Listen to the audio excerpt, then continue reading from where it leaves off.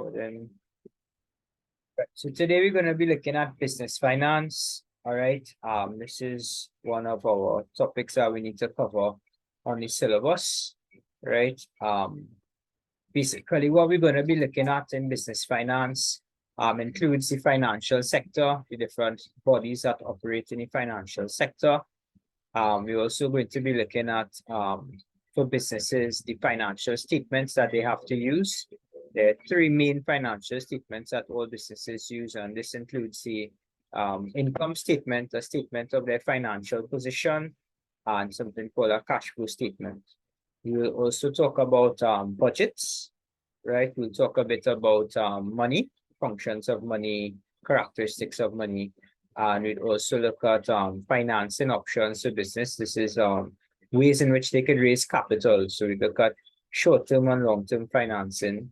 Apart from that, we would also look at budgeting. I said budgeting already, money, financial sector, and inside the financial sector, all the different bodies or organizations in the financial sector, as well as their regulatory bodies. There's just one other thing I was thinking of just now, financial statements or budgets. You said budgets too. All right, so let's get into it. So first, we're going to dive into the financial sector. So in the financial sector, right, this is made up of different agencies, a number of them, so to speak. So there are government financing agencies. Examples of that in Trinidad would include places like NEDCO, right? This is a National Entrepreneurship Development Company, right? So they provide financing for startups, for, young budding businesses, right? There's also like the Agricultural Development Bank, right, as another financial agency, right? Central banks, they're the ones that actually control the money supply in the country. They act as the government bank, and they're also a regulatory body for the commercial banks. The commercial banks are the ones that is very common and you would be familiar with. So this is your Republic Bank, your Scotia Bank, your Royal Bank, your First Citizens Bank, right? Even your GMMB, right? Then there are mortgage companies, like there's the Trinidad and Tobago Mortgage Finance Company and other companies. They're specifically involved in mortgages. Mortgages are basically, or is basically a word used to describe very long loans, or loans that whose duration is very long. So you're talking about loans that might take 30 years to repay, and they're usually very large in nature. There's the credit unions, and there are a lot of credit unions nowadays. There's Eastern Credit Union, RAN, there's the Police Credit Union, there are a lot of credit unions, TechU Credit Union, just to name a few. Insurance companies, they also are part of the financial sector, and they provide insurance services, right? This could be general insurance, accident insurance, life and health insurance, right? So they insure things like vehicles, homes, boats, life insurance, they have health insurance, right? And believe we spoke a bit about that when we were looking at legal aspects of business insurance and how it works. Also in the financial sector, building societies. This is a type of financial institution that provides banking and other financial services to its members. So it's kind of like a credit union, but they're owned entirely by the members. So let me see if I could think of some, there's like the Blind Welfare Association. I think they have a building society, and a couple others.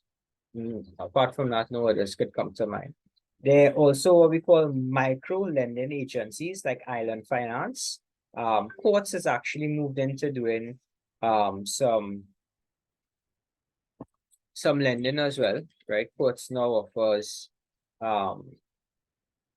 facilities where you could borrow money from them, right? There's the unit trust stock market, right? And development banks, like I mentioned earlier, the Agricultural Development Bank and the Caribbean Development Bank. Sometimes they're specific to developing certain areas of the business community. Like, for example, the Agricultural Development Bank caters specifically to farmers, to helping them to develop in terms of buying machinery, equipment, expanding their crops or the type of production that they're doing. And Caribbean Development Bank, same type of thing too. But they're probably specific industries, or maybe most of the time they're specific industries that they would want to encourage development in. And they tend to fund projects in those areas. All right, so these are some of the agencies in the financial sector, and you should know some of them, right, and be able to at least say examples of them or what they're about. So we need to talk about commercial banks and central banks. So I'm going to start with the commercial banks. The commercial banks is, a bit more commonplace on known to everyone. I'm pretty sure that you guys are familiar with commercial banks. You always see them probably on your way to school or hear the advertisements, especially around Christmas time when they're offering their loan services.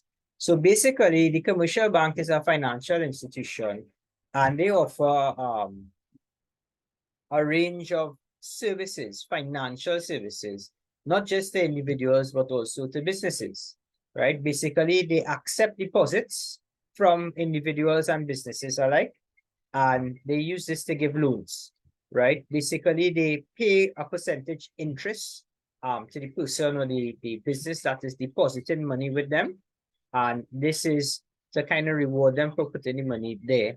And in exchange, what they do is they use the money that customers deposit into the bank to leverage and to lend out to other people. So that's actually how they're able to lend, right? And usually they could lend 10 times as much as what they have deposited in their banks. So that's what allows them to lend that type of money. And obviously, when they lend this money, they do it at a cost. The cost of borrowing from the bank is called interest. And this is how the bank earns money, apart from service charges and charging for offering other services. So in essence, what they do is they borrow a surplus of funds to lend to those who are experiencing a shortage. That's basically what a bank does. So how do they work specifically? So we could look at a scenario.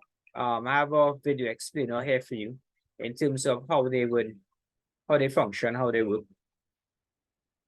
Let's take a look at it. Right. Hello again. My name is Ollie, this is Economics Unlocked, and today we explore how commercial banks can create money out of thin air. So how does a commercial bank actually work? Well, banks allow people and businesses to deposit money in them in return for interest. Then, banks loan the deposits out to make money. In order to make a profit, they have to earn more money than they pay out in interest. For you, bank deposits are an asset, because your bank balance represents money which the bank owes you, and you are free to take that money out at any time. But for the bank, a deposit is a liability, because it's not the bank's money, and they have to be able to pay out money at any time people want it. Then there are loans, which for consumers are a liability, because we have to pay them back at some point.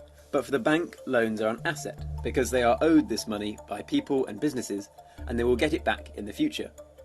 Or at least, they hope they'll get it back. Anyway, so these are the two main functions of a bank: to take in deposits and to give out loans. Now, let's look at how new deposits can be used to create more money. Say you take £100 in cash and deposit it at your bank. We'll call this bank First National Bank. First National Bank tells you that you have £100 in your bank account. But in reality, that money won't just sit in the bank.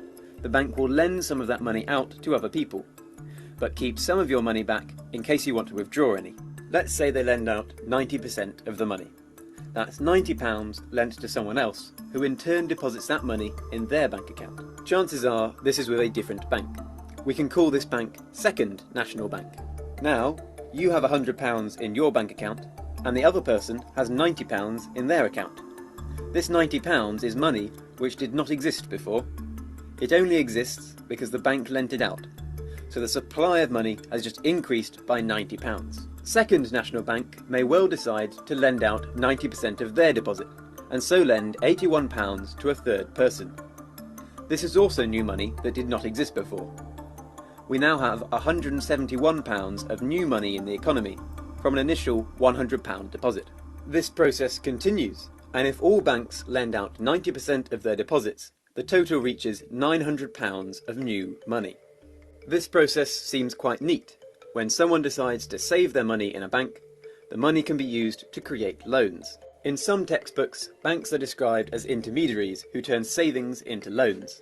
But of course, this only happens when cash is deposited in a bank account. In reality, cash makes up a very small amount of the money in the economy. And in fact, 97% of money is already in a bank account. So in truth, it doesn't really matter whether consumers decide to save their money or not. Because if you don't save your money and instead spend it, this money will just go into somebody else's bank account. And that doesn't change the amount of money in the economy at all. For this reason, most new money in the economy doesn't start with a deposit, but instead with a loan. Say you take out a mortgage. The bank credits money in your account, so you now have thousands of pounds that you never had before. But that money didn't come from anyone else. So, at the moment the bank adds money to your account, new money is created out of thin air. The bank does not need new deposits to give you this money. The making of this loan is entirely independent of how much money is deposited at the bank. So, does this mean commercial banks can create infinite money? Not quite.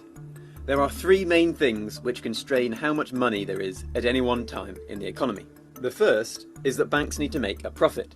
So they need to make more money in interest from loans than they pay out in interest to people's bank accounts.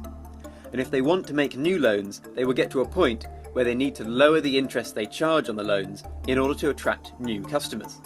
But they can't do this too much, or they won't make any profit. And there are more problems which affect the bank's profit margins.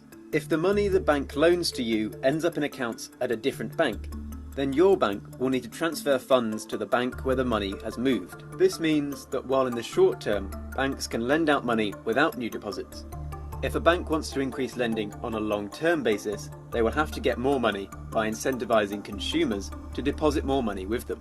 And to attract new deposits, they may have to increase the interest they pay to people's bank accounts, which will cost them money and reduce the bank's profits. So, the bank's desire to make a profit means there is a limit to how much they will want to lend out.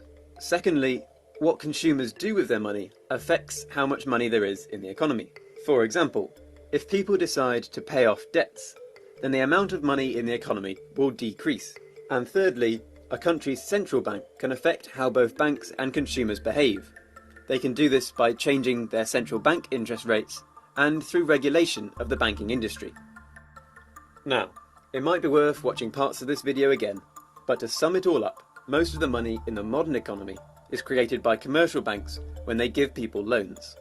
It's also important to understand that the supply of money is not constant and will grow and shrink depending on how much people borrow and how much debt people pay back. And although commercial banks create money, it is rarely possible or in their interests to create infinite money. That's it for this one, everyone. If you want to understand more about how central banks create money, then click here. And if you enjoyed the video, then please click the like button and click the subscribe button so you don't miss out on our future videos. Thank you very much for watching. Have a wonderful day. All right. So a very informative video on how commercial banks work. I would encourage you to look at it again. I've shared the link with you in the WhatsApp group, right? Because it might be a bit much to digest in one go.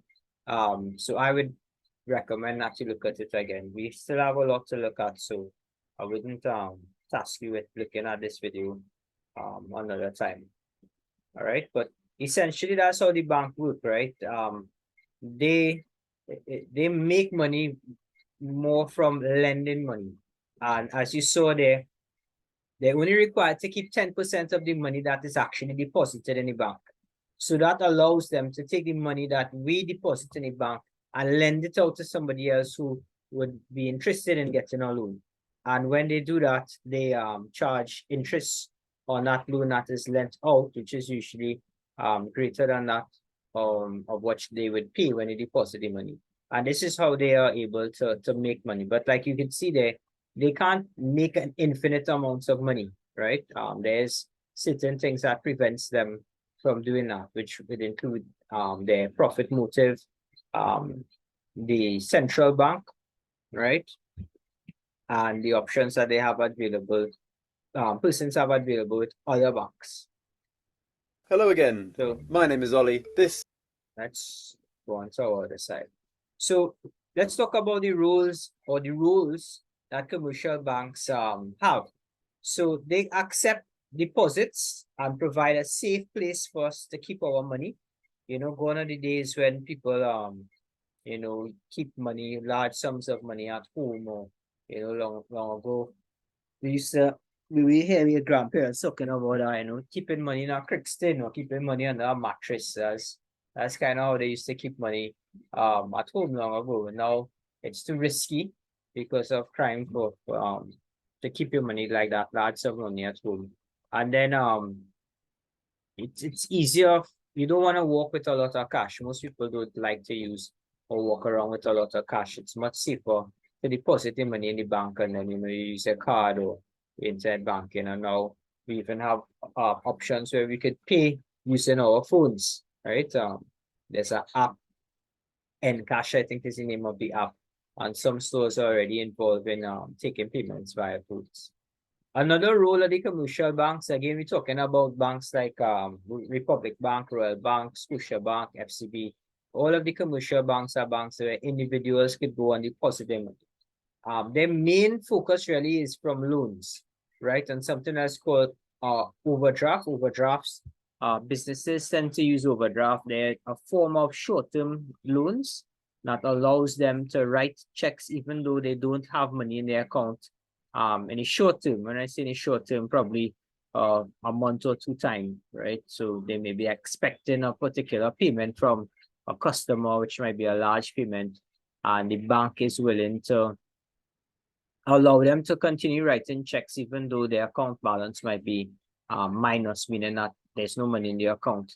Knowing fully well, the bank knows fully well that they would be making a large deposit at some point in time. This is usually the case with businesses that engage in work with suppliers like the government, who may pay according to a specific time schedule. And once they could provide the bank with the necessary documentation, and they have a contract, and the contract is going to pay X amount of dollars, and they know the money is certain, they'd be willing to extend that type of facility to them. It's not free though, it comes at a charge. Usually it's quite expensive in terms of the interest that they pay on overdrafts, right? So they offer loans, they offer overdrafts, they provide a safe place for us to keep our money. They also allow easy way of making payments, and that could be, as I mentioned before, through the use of credit cards and debit cards, through the use of checks, right? Some people could write checks and use that as a form of making payments. There's something called standing orders. So if I have to make a regular payment at the same time every month, let's say I have to pay insurance or a bill, I could set up a standing order so that on a set date and time, my account will be debited and they'll transfer X amount of dollars to this particular person, like quote. So if I have insurance and I want to have a standing order set up to automatically pay the insurance any first of every month, I could even do it if I want to have a savings. Let's say I have money inside of my bank account that I receive from my salary, and every month I want to put some money in the credit union. I could set up a standing order, and what another word for that is it's like a direct debit. So it automatically takes the money out of your account and sends it to where you want it to go on a fixed date every month, and it's usually a fixed amount. Banks also offer other investment opportunities. So for example, if you want to save your money in an account that earns a bit more interest than your regular savings account, you can open something called a mutual fund, right? Or a money market fund. Basically, it's a type of savings where the bank collects all of the money that everybody deposits into the mutual fund, and it's a fund, so to speak. So they're using that money to fund something else. That something else is usually investments in different places. So it's a portfolio of investments, as the word that they use to describe it. So they may invest in different companies, they may invest in stock, they might invest in real estate, they might invest in different areas so as to mitigate. Another word for mitigate is to kind of balance the risk that they're taking. So if one area doesn't perform well, another area might perform well, and that will kind of net out. So everybody still gains in the long run, right? So that's mutual funds or money market funds. Other investment opportunities offered by commercial banks would include things like annuities. Annuities is just a fancy word for pensions, right? And some banks allow you to purchase stocks and bonds, right? Like in other companies, they act like a stockbroker that allows you to have a particular account where you could use money from that account to purchase shares in other companies, stocks in other companies, all right? So other services offered by commercial banks, they provide advisory services to clients who would like to borrow money or make an investment. Usually bank employees in that particular area trade in financial advisory, right? So they can help clients, be it individuals or businesses, make investment decisions. Apart from that, banks provide this service called safety deposit boxes, right? So these are like literally boxes with a key that is stored in the bank's vault. So usually individuals could safely store items there that they deem to be very valuable. So it might be documents for a will, it might be some family jewelry, it might be who knows what some people may want to keep in a safety deposit box. They also sell travelers checks. Along with travelers checks, they may sell bankers checks or bank orders or managers checks in both local currency and foreign currency. So for example, sometimes you might need to make a payment to a company or a business place in another country, and they say to make the payment via bank draft. A bank draft is that example of a bank check, right? And basically what it is like a guarantee for payment. It's a check written by the bank. But in order for you to acquire that, you're going to have the money to pay for that, right? Whatever the cost of the item is, and you do need check, let's say, usually you'd use it for, a good example is using it to pay school fees. Sometimes, or in my experience, when studying with universities abroad, well, now you could do online payments, but previously, when I was a lot younger, we make payments via these checks. So you go to the bank and you tell them, well, listen, I need a student draft or student check for £1,000. This is to pay school fees. And I would just have to produce the equivalent in TT of £1,000. And what they will do is they will do the check. You see example of a check just now. And they'll put who's supposed to be paid to the amount of £1,000. But in order for me to get this from them, I have to have the equivalent of £1,000 in TT, along with probably like a $25 to pay for preparation and the actual check itself, right? So they provide services like that. They also provide credit cards, right? Credit cards allow persons to purchase items, but you're not using your money. The credit card comes with a limit on it. So the bank may look at your credit rating and decide, well, listen, Amelia will give you a credit card with $8,000. $8,000 on it. Diana, I'll give you a credit card with $10,000 on it. Now, what you have to bear in mind is that money in the card is not yours, right? It's like a loan. That card is a loan, and you are usually paying a very high rate of interest on any money that you use on that card. So, as you get older and you may have options to purchase, so to get a credit card, just be mindful of that. They offer a variety of deposits. So you can deposit money to the bank in different types of accounts. There's a savings account, there's a checking account that allows you to write checks. There's a fixed deposit account, which usually earns a higher rate of interest. So a fixed deposit is like you take a fixed sum of money and you deposit it into this fixed deposit account. And there's usually there for a term. So you could take a 2-year, 3-year, 5-year, and they pay different amounts of interest on it. So if you leave it there for 5 years, you're going to pay 5% interest on it, 4% interest, 7% interest. It all depends. So at the end of the 7 years, you will get what you put there initially, your fixed deposit, along with the interest that you earn. Yeah. So other facilities involve credit facilities, as I mentioned earlier. Those were loans, and they are able to lend money out to individuals because of the deposits that were made using cash during a period of time, right?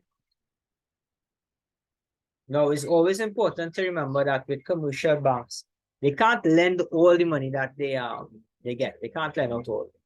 if I'm not mistaken, they're required to keep at least 10% of the money that they that persons deposit into their account.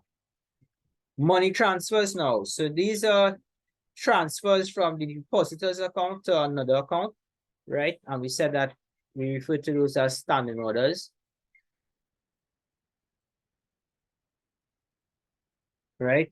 This would also cover things like the bank drafts that I mentioned that I used to use to pay for school fees in abroad, and letters of credit as well. Sometimes, if you're purchasing an item in another country and they have to ship it here, they may want a letter of credit from the bank guaranteeing that, once you receive the items, they will get paid.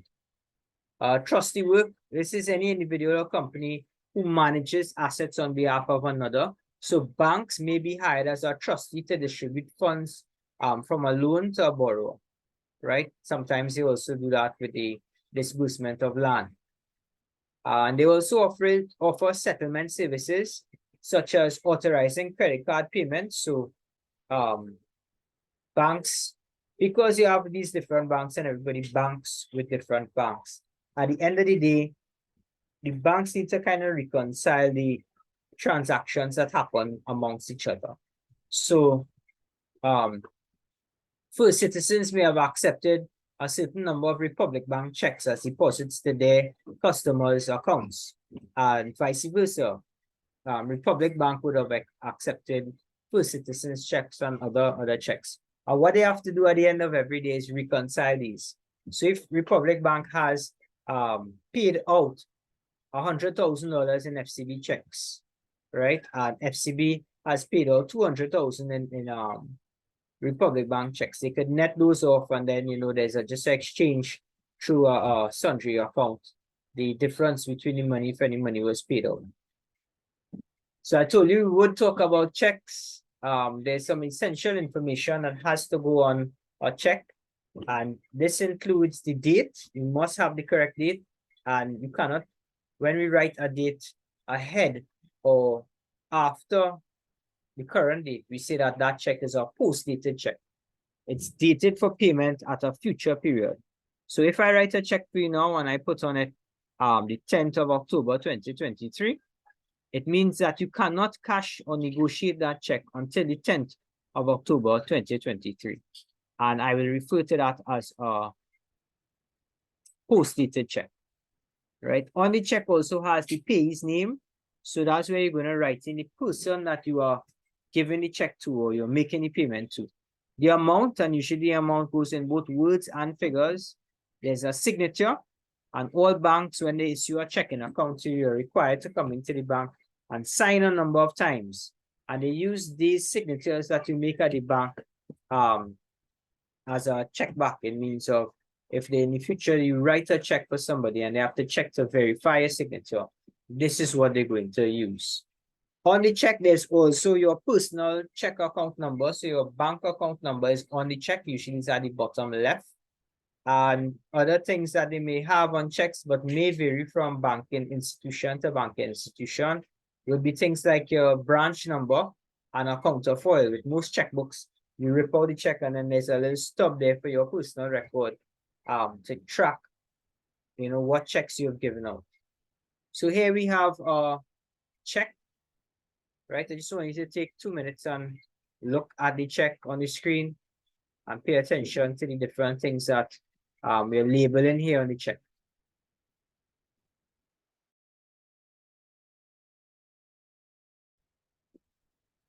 All right, so on the screen, you will see an example of a check, and I've identified some different parts of the check. Let me just highlight them here for you. So usually on a check, some of the more important things we need to see would be the date, right? The date is very important. As I mentioned before, you always try to write the date. If you write the date in the future, then you call this a post-dated check. What that means is that the person cannot negotiate the check. And when I say negotiate it, they can't deposit it or cash the check until that date has come or has passed. So For example, if I want you to be able to use this check, today is the 13th, then I need to put this as September 13th, 2023. If you go to the bank tomorrow to cash this check, then it would be. Even if I put it at the 14th, right? If you go to the bank tomorrow, you will be able to cash the check. But if I put this as December 1st, 2023, if you go to the bank tomorrow, they tell you it's a post-dated check and you cannot cash the check until December the 1st, 2023. Does everybody understand that? The person that you are writing the check to, or who the check is to be paid to, usually goes here. So if I'm writing a check to pay Diana, then I'm going to put Diana's name here. And usually I'll have to put her entire name as it would appear on her ID card or whichever form of ID that she's using. Another important thing is the amount, and the amount goes in both numbers here and on the bottom here in words, right?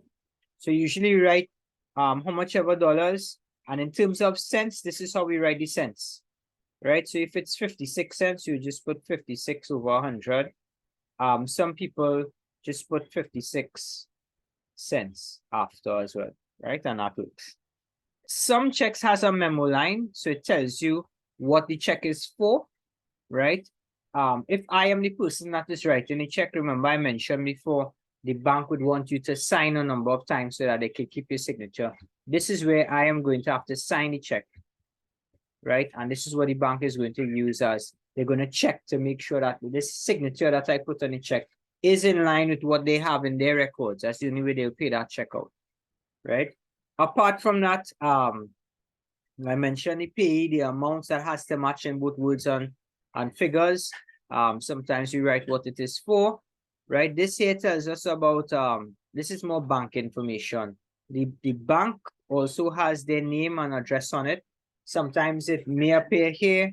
To the top, the personal information of the person's check would appear here. So if I am writing a check, my name would be here and my address will be here, right? Other than that, your account number also shows on the check, and this is the actual check number. If you notice, 563563. This is the number of the check. It helps me to identify the checks that I write. So usually in my checkbook, I have these little stubs, right? It's like a little receipt, like, so I rip the check off and I will remain with the stub, and I could tell there the date, the amount, and who I wrote the check to. And there's a number, so I could cross-reference. So if I pay this check to Diana, I could know, well, I gave Diana check number 563. This is the check number here, right? This one, 563, 563. All right, so those are the elements of your check. Is everybody okay with that? Yeah? Yes, sir. Okay. So I am moving on. So there are different types of checks. There's something we call the bearer's check, right? And this is paid to the person who bears or presents the check. Other order checks, you pay to the person that the check instructs payments to, right? An open check, basically an open check could be cashed over the counter, and it can be cashed by the wrong person. Sometimes you can pass this check, you could do like what you call a third-party payment. And I could pass it, let's say you write a check for me, and it's an open check, and I want to give it to my wife, I could pass it on to somebody else. And then there's the cross check, which has to be paid to the name of the person written there on the check, and it has to be deposited to a bank account, right? That's usually the case with very large checks or salary checks. This is an example of a cross check. The cross check usually has these two lines going across it at anywhere in the check. It doesn't have to be there. And you'd usually see the words account payee only. So what that means is that this check can only be given or only be cashed. Well, not cashed, it can't be cashed, it has to be deposited to account with Roy that belongs to Roy Am as the only person that can negotiate this check. All right, everybody clear with that? Right, sometimes you could cross your own personal checks too. This looks like a bank check, but you could cross your check like this. You just write that across it, And that's what it means. It means that the person can't cash the check. They have to deposit it. So far we talk about the different types of organizations or agencies in the financial sector. We talked at length about the commercial banks, how they work, and what is their role.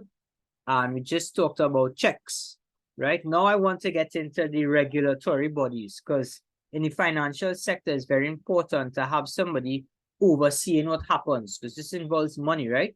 So who's in charge of the people that is handling your money? And there's a number of different regulatory bodies, but for all of them, their main role is to monitor, control, and guide various industry sectors to protect the consumers so that they're not taken advantage of or exploited. Now, the functions of the regulatory bodies is to enforce regulations and licenses of various financial activities, right? So this includes the depository type, which is like your banks where we deposit money, the lending type, again, the banks, collection and money transmission activities. So even companies like MoneyGram and what's the other one? Western Union. They have to be governed or regulated by somebody to ensure that they are not advantaging the customers. So I have a short video explainer on the importance of financial regulatory bodies, right? And it's a local, a Caribbean context. All right, so you're going to take a look at the video now. After the video, if you have any questions, I'll take them then.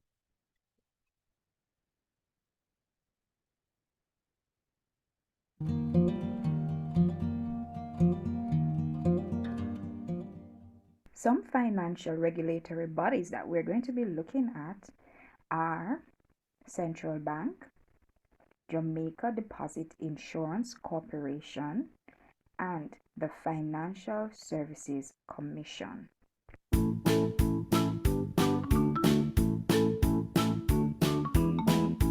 Let's look at the Central Bank.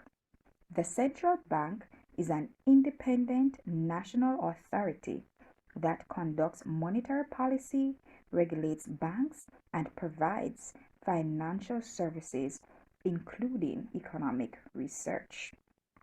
And a key thing to note is that every country has a central bank. For example, the central bank in Jamaica is called the Bank of Jamaica.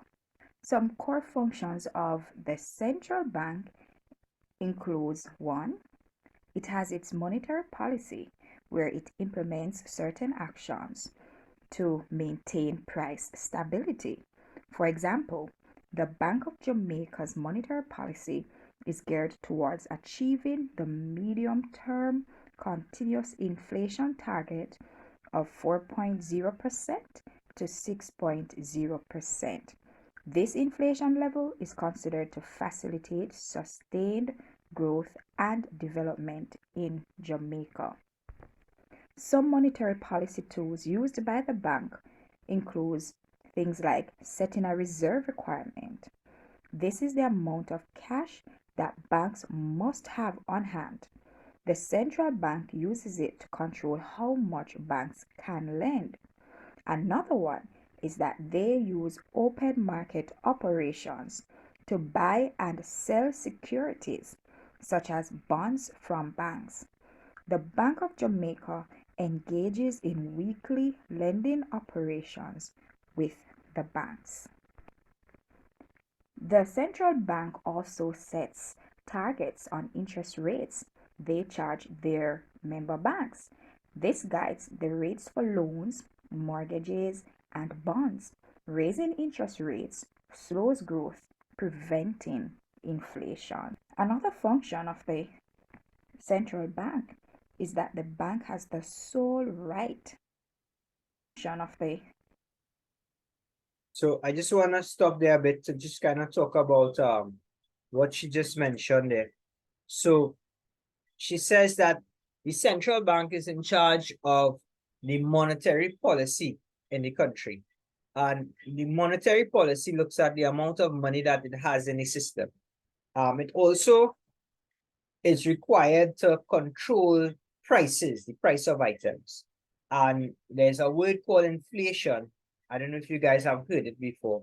Inflation talks about a steady increase in price of items over time, right? And there's a little slide I have later on that gives a scenario that describes inflation, but I would give you an example of my own. So just recently this week, I had to purchase some transmission fluid for the car, right? And the last time I purchased it, I remember probably paying about $70 or $75 for the quart of transmission fluid. When I got there this week, I think it was just yesterday, to purchase it, I assumed it was that, and after paying for it, I realized that it was $85. That increase in price is what we refer to as inflation. And that is a result of, different things changing. Maybe the cost of that car parts place, getting it from the supplier, went up, right? Or the cost of raw materials for it went up, or the shipping expenses involved in bringing that into the country went up. So as things change like that, you find that the price of items go up. Now, when that happens, it affects the amount of money in the system, because now people have to pay more for something that they previously would have spent less on. So it means that they have less money available for spending. And if that continues, then the country goes into what we call a recession, right? A recession is basically where there's a low supply of money in the country. And because of that, there's not a lot of spending that happens. So the central banks are the ones that kind of influences the money supply in the country. That's when they talk about monetary policy. That's what they're talking about. And they do that through different means. This is what she was talking about.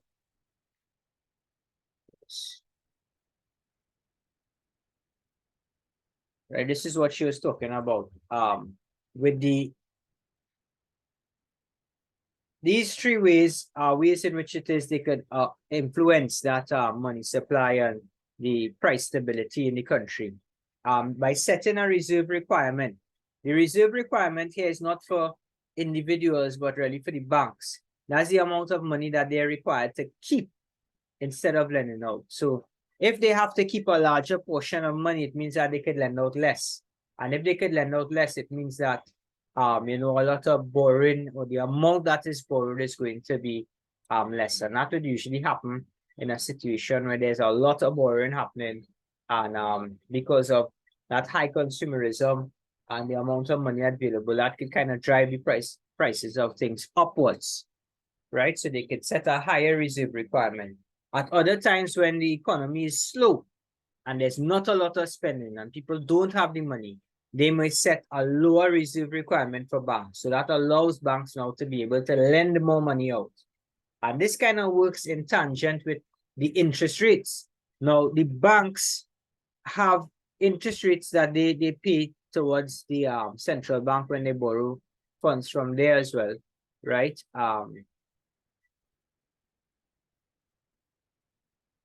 Sorry, that's incorrect. They're not borrowing money, but there's a particular rate. They refer to it as the repo rate that the central bank would set. This is the cost of borrowing, right, for banks. And that influences the rate that banks themselves charge to other customers. So if the central banks want to limit the amount of spending that is happening in the economy because there's too much money in the economy and everybody's buying, and you find that when there's a lot of money in the economy and everybody's purchasing, that drives the prices of things up because there's a higher demand for goods. If everybody has money and everybody's purchasing things, then you find that the price of items go up. You see it every year around August time for school supplies. Well, you all mightn't see it, but your parents would. A shirt that we may have paid $55 for, let's say somewhere in March or April, because nobody really buying school shirts in March and April, right? In August, right, that same shirt might be $65 or $70. And why is that? Because there's a greater demand for school shirts at that period of time. And if everybody are buying shirts and there's not a lot of shirts around, same thing happens with the school books, then that drives the price upwards. So when that happens, the central bank could step in and they could adjust their monetary policy. They could increase the interest rates for banks. So banks now have a higher interest rate, and the cost of borrowing for businesses is higher. So they tend to not borrow as much, right? So let's continue listening to what she has to say. Everybody okay with what I said so far? Dana, Amelia? Yes, sir. Yeah, okay.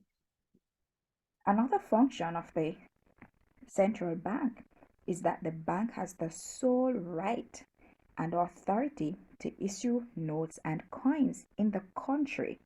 The bank arranges for the printing of notes and the minting of coins for circulation. That's the central bank, right? Same. Another function of the central bank is that it seeks to prevent financial or economic problems or shocks by ensuring there is financial system stability.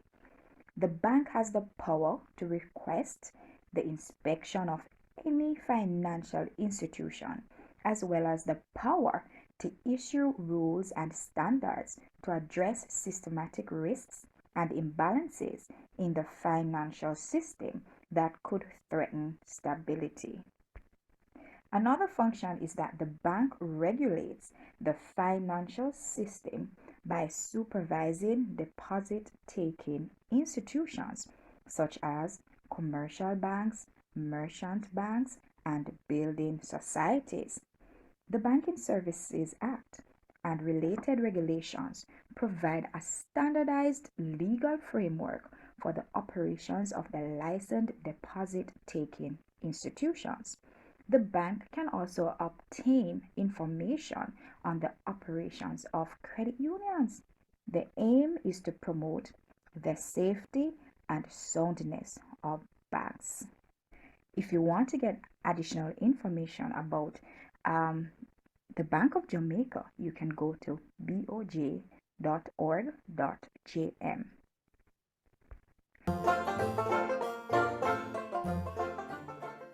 Let's look at the second financial regulatory body, which is Jamaica Deposit Insurance Corporation, JDIC.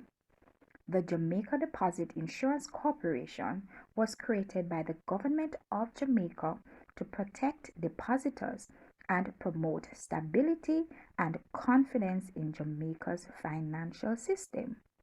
The primary objective is to establish and manage a deposit insurance scheme to protect depositors from loss up to a specified limit.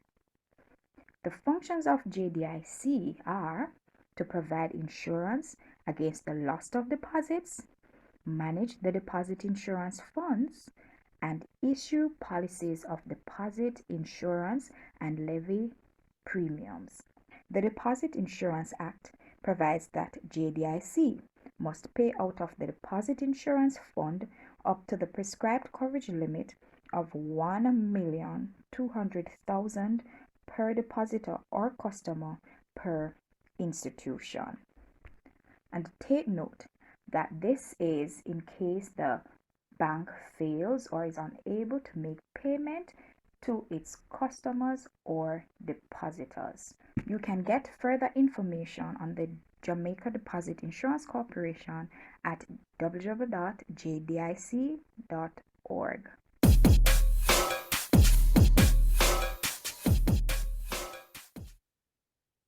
Let's look at the final financial regulatory body, and that is the Financial Services Commission, FSC. The FSC was created to oversee the regulation of insurance, pension, and securities industries. The FSC has power to supervise, investigate, and sanction entities that it supervises.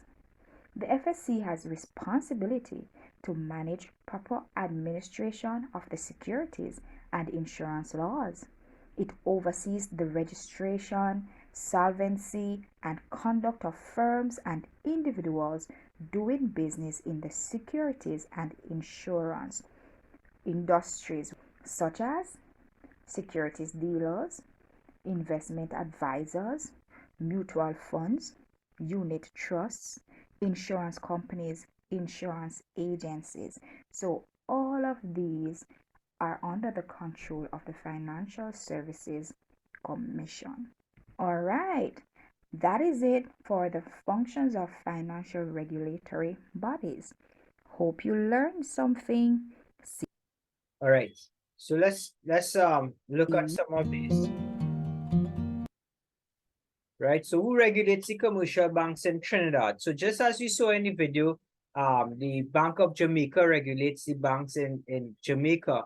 In Trinidad, the Central Bank of Trinidad and Tobago are the ones who regulates the commercial banks in Trinidad, right?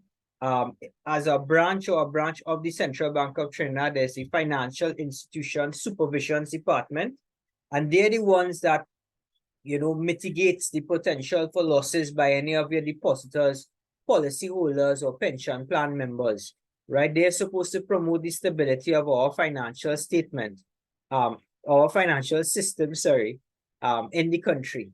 Apart from them, they also work alongside the Depositors Insurance Corporation, the DIC, right? There's another subsidiary or arm of the central bank that protects depositors. And there's also the Financial Intelligence Unit, right? They're the ones that are responsible for investigating any acts of money laundering or fraud and that type of activity, or any kind of unscrupulous activity in the financial system or sector. All right. So the Jamaican Deposit Insurance Company, right, just like our FISD, they work together with the Bank of Jamaica, and they are supervisory agencies, right? So I want you to take note of these regulatory bodies, because they like to ask about that in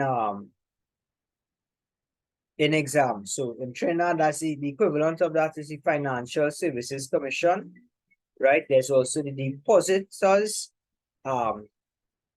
Insurance Corporation, right? The Deposit Insurance Corporation, DIC, right? They are established by the central bank, and their role is to protect the depositors of commercial banks when they deposit their money into the banks, to ensure that they are not left without should the bank close down or anything like that should happen, right? Here, basically, the mandate of the Financial Services Commission is to supervise and regulate the securities. Securities talking about things like bonds, stocks, shares, right? Insurance and private pension industries. They also oversee the registration, the solvency, that's like the breaking up, right? And the conduct of firms and individuals that do business in securities and insurance. So you're talking about, like your Guardian Life and your Sagicor and these type of companies. They also oversee entities by administering a number of regulations and statutes that they have to comply with and follow. They also provide a opportunity or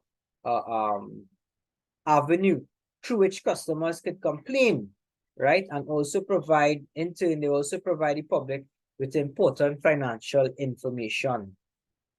The specific objectives basically is to maintain appropriate legislative, regulatory, and a supervisory framework, and that's supposed to govern the operations of all of the persons or the businesses licensed under the financial institution agreement, right?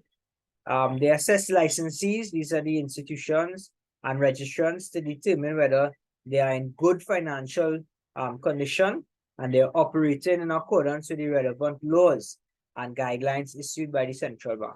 And they also there to promote an existence of efficient and fair financial service in the overall financial market.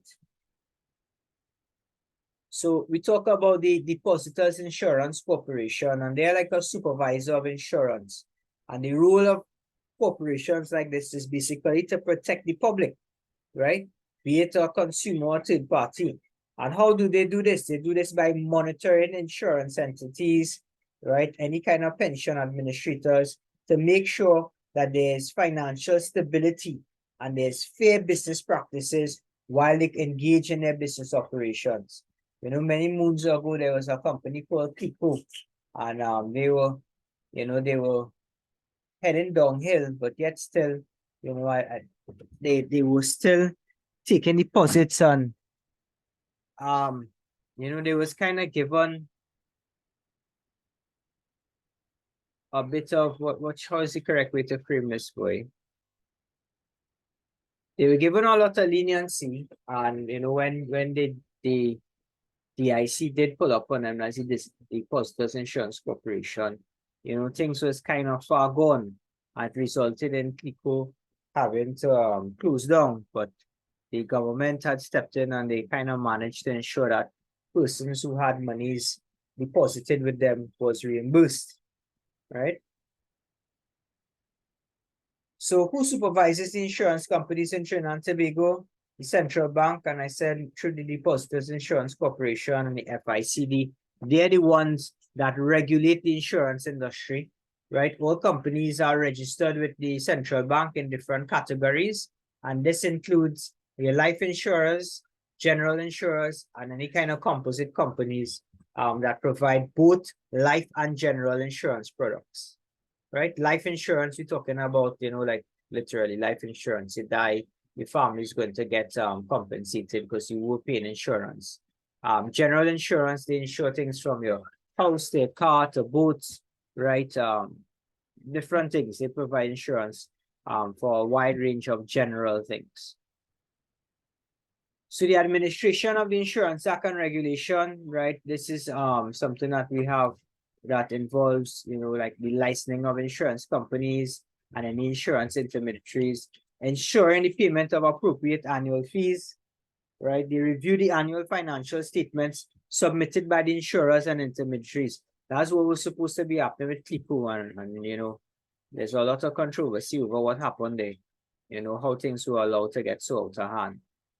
They also ensure the overall compliance by all licensed insurance entities that is in line with the Insurance Act and regulation. So they are an overseeing supervisory body. So we talked a lot about the regulatory bodies. We spoke about the commercial banks and the role of the commercial banks and how they operate. And then we talked a bit about how they're regulated. Now I want to talk a bit about the central bank, right? The central bank. So I have a short video, as I usually like to do a short video before we actually get into the theory about it as to what the central banks do.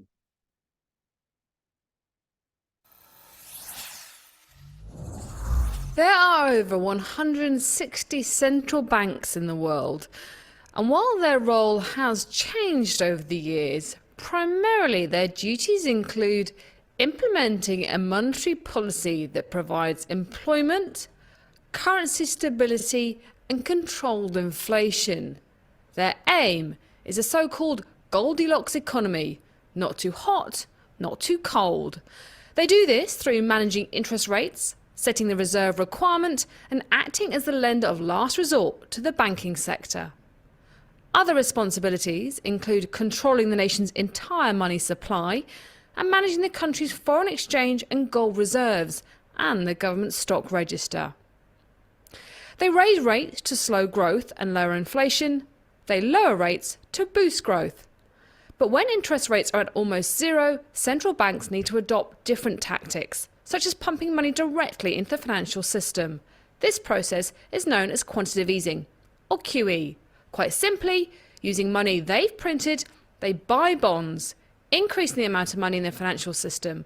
This then encourages financial institutions to lend more, allowing businesses and consumers to spend more, boosting the economy. After the financial crisis of 2007 to 2008, central bankers led change. But as of 2015, their ability to boost economic growth has stalled. And that's led many to question the role of the central bank. Andrew Haldane from the Bank of England says central bankers may need to accept that their good old days of adjusting interest rates to boost employment or contain inflation may be gone for good. Economist Willem Boyte argues that central banks have become the custodians of stability for financial markets, a role for which they lack both democratic accountability and political legitimacy. And Mohammed El Arian says, we are rapidly nearing an inflection point where central banks will find their policy approach increasingly and consequentially ineffective. For now, though, they remain the entity responsible for overseeing the monetary system for a nation, or in the ECB's case, a group of nations. All right, so that's just to give you a gist of what the central bank do. They're responsible for that money supply. And as you saw there, they adjust interest rates, right? This is what they traditionally do in order to affect the money supply. When they increase the interest rates, that's going to curb spending because now the cost of borrowing is higher, right? So banks are charging more to lend money. So businesses are not going to borrow as much money.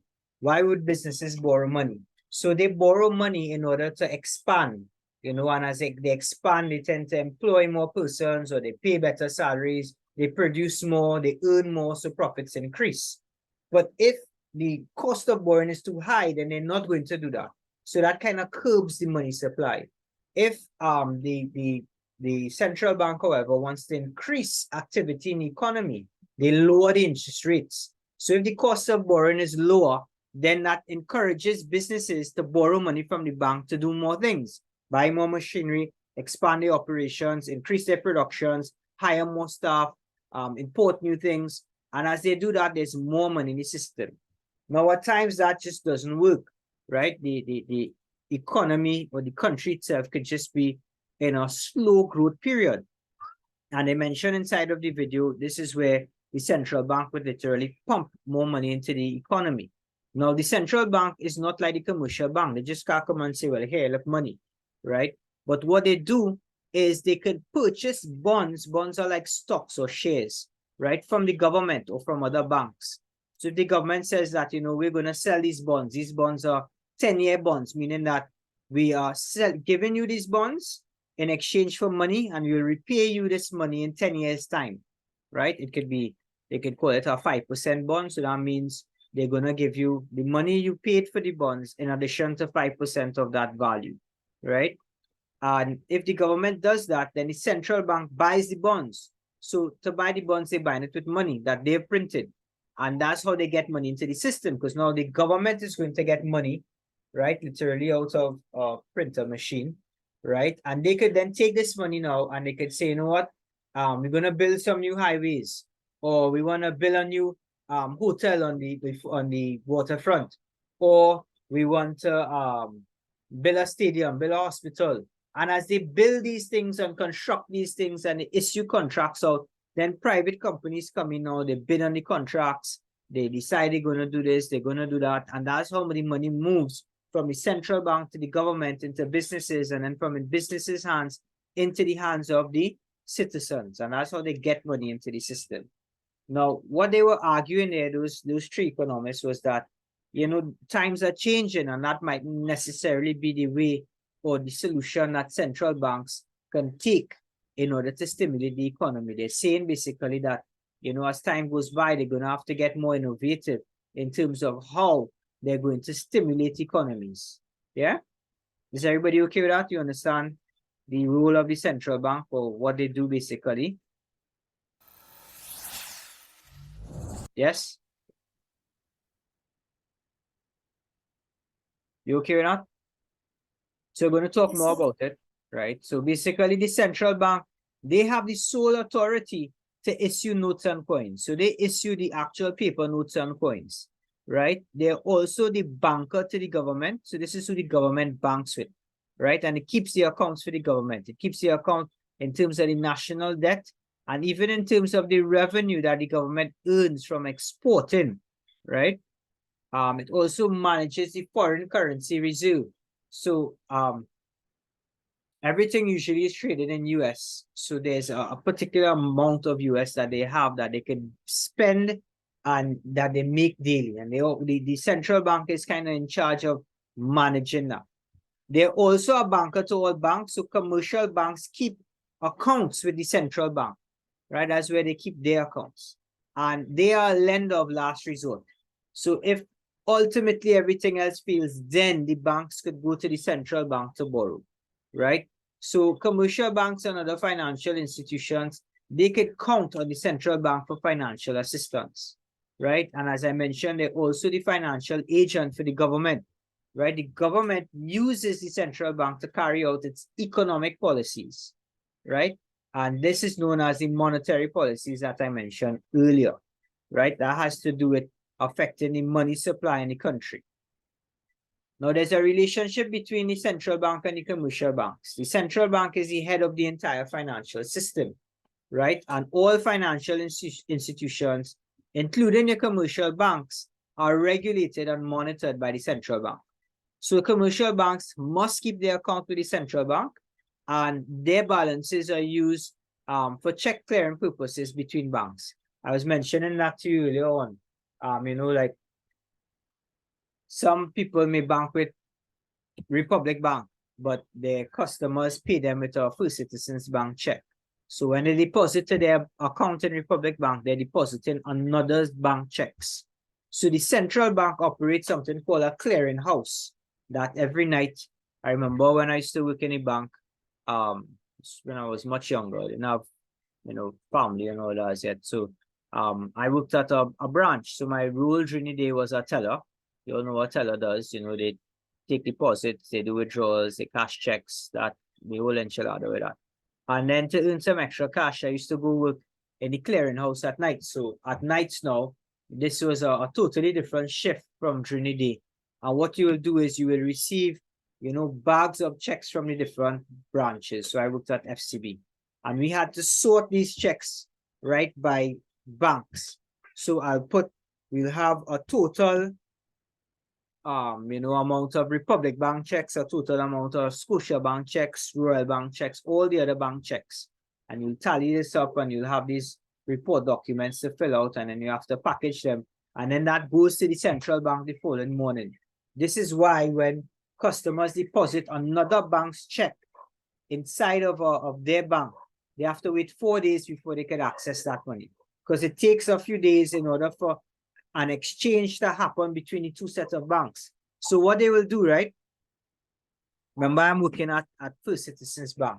So let's just say I put together all the Republic Bank checks that we, meaning FCB, negotiated for the day that we took from the day from their customers.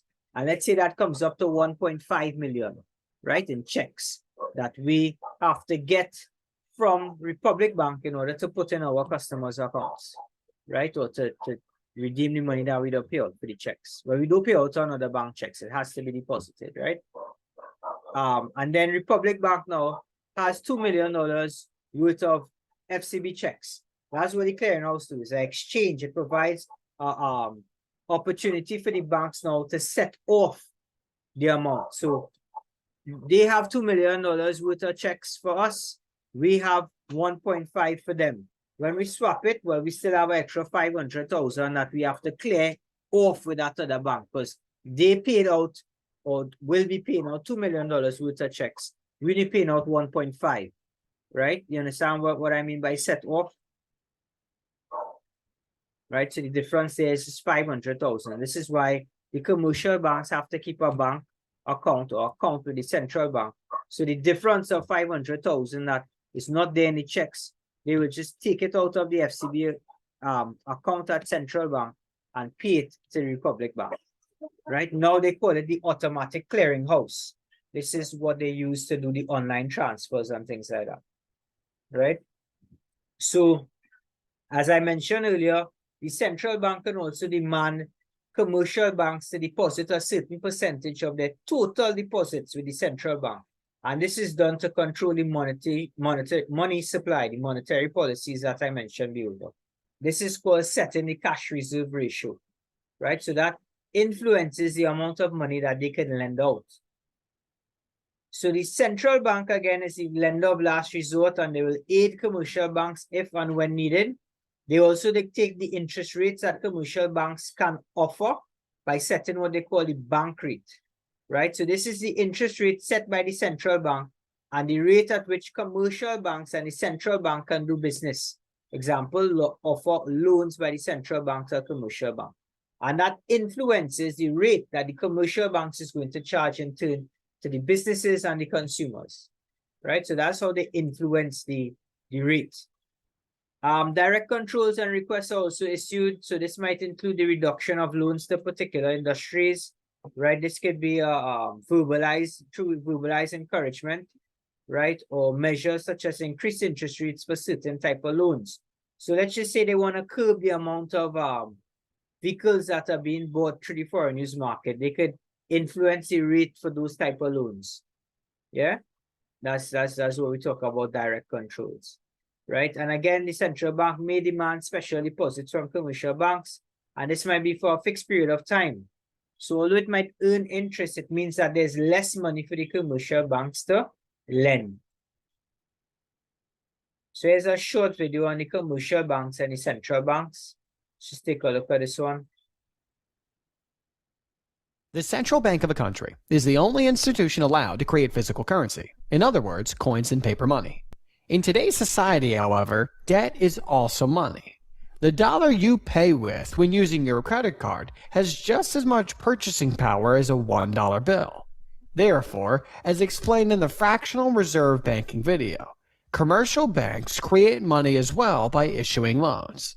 And since most of the money in existence is not physical, commercial banks actually create more money than central banks. Most countries have one central bank and multiple commercial banks. The central bank has a monopoly on physical money creation. They can create as much physical currency as they deem necessary. Commercial banks, however, cannot do that. Some people have to deposit money and others have to request loans. Otherwise, the money creation mechanism of a commercial bank stops working. Therefore, maintaining stability is the central bank's main goal, and it can do that by 1. Managing interest rates, lowering them to stimulate economic activity, or increasing them if it thinks the economy is overheating. 2.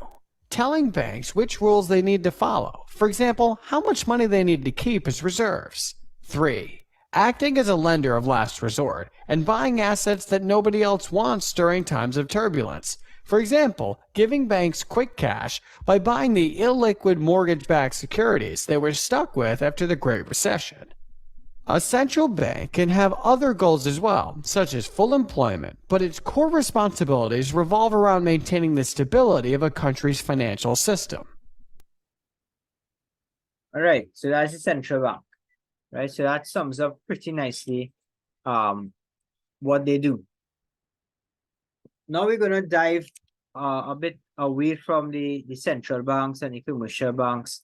And we're going to talk about the individuals now, because this has to do with individuals and businesses, strategies to manage personal income, right? So after, when we're talking about people now, right?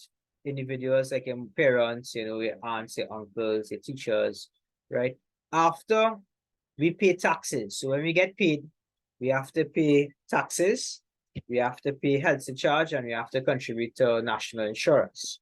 After those deductions, right, which all those that I just mentioned are called statutory payments or statutory deductions, right? What we have to do now is manage the money that is remaining to maximize the use of it. And I'm sure you guys would see parents doing it. They do this by using something called a budget. They have to look carefully at what they will be spending and what they will be keeping, right? And we as parents have to exercise and develop habits of careful spending and saving techniques, right? It's very important to run your household by operating like that. So we use a budget. The budget is going to look at everything that we have to pay out and what we would need to keep. So it allows the individual to see the amount or how much of their income is being spent on different expenses, right? What that does, it helps you to become disciplined in the sense of constraining your spending, right? So you live within your means, as that's what they usually say. Live within your means. So the process of preparing the budget is really simple. It's just really recording or a record keeping of past expenditures and making decisions based on this about future expenditures. But you can only do this if you keep record of your spending. So basically, when you record your spending, or you're going to look at what you'll be spending in a new month, the record of the past spending helps you to determine what has to be covered when, because certain things are not a recurring expense. For example, school uniform and books and stuff is usually done. Well, for us, we do it in July, right? Not August, just in case of things. So you want to try setting aside for when July come around again, because sometimes the cost, and this is why a budget is important, right? Making a decision of itemizing the items you have to purchase and the cost of it. If you know on average it's going to take you about $4,000 to buy books, school uniform, shoes and stuff, you know, all right, from September, I have September to December, that's 3 months, and then January to March is another 3 months, and then April to June is another 3 months. So I have roughly about 9 months to put together or set aside money to purchase stuff for the next year. That's the key or the reason why you need a budget. And if you can do that well and you get into business, then your business could do well too, because you could budget properly. So this is what our monthly budget looks like, right? You have your income in terms of what you're going to be getting, and then you have your expenditure, what needs to be paid, right? At some point inside of there, you should be including something for savings, right? Usually I like to start with this at the top. So you set aside minimum 10% of your total earnings, and then you start working through to pay other utilities, right? If you do have extra, you try to save that, yeah?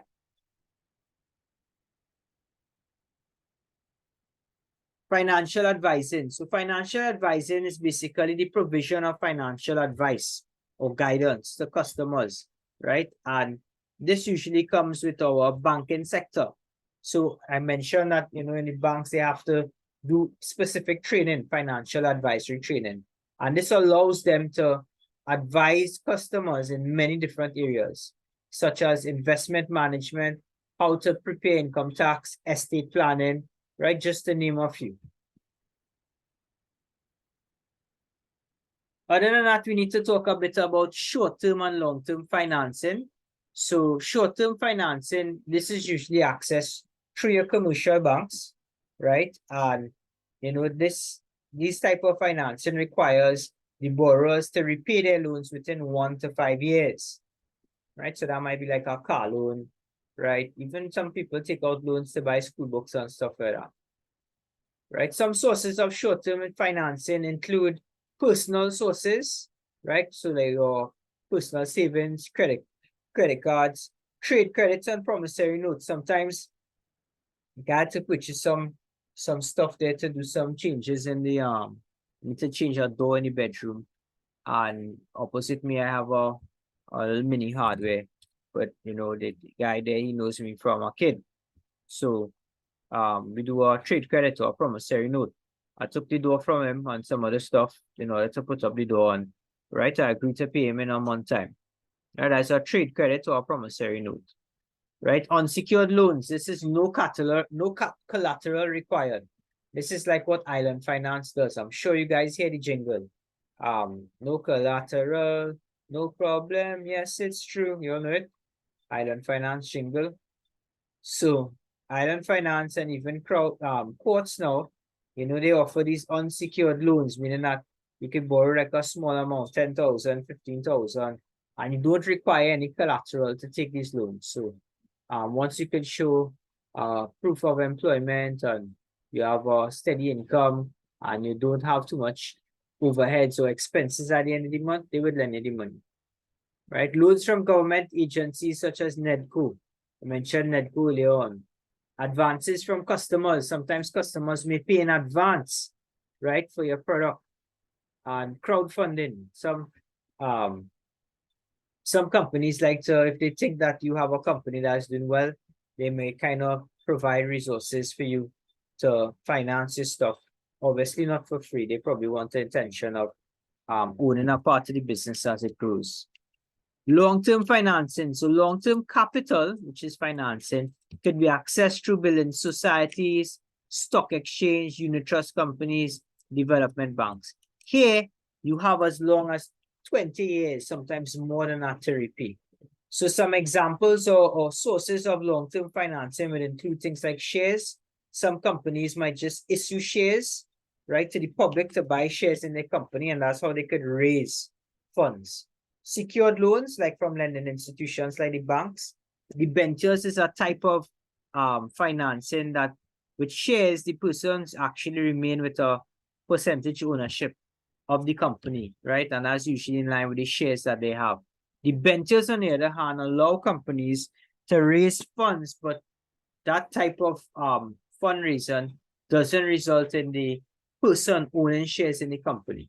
And obviously, there's loans from the government agencies, secured loans from banks, and mortgages. All right.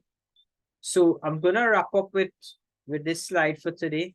There's still a few more on financial statements and their purposes and money, but I know we're pressed for time, and honestly, I don't want to keep you guys too late during the week because I know you have school tomorrow. So what we'll do is we'll keep these next few slides for next week. Right? It's not too much more again. 1, 2, 3, 4, 5, 6, 7, 8, 9, 10, 11, 12, 13, 14. Roughly about 14 slides remaining. Right? Any questions on what we covered today?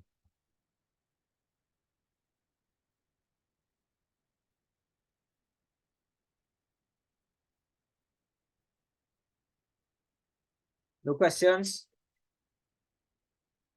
Amelia, you good? Diana, you good? Yes, sir.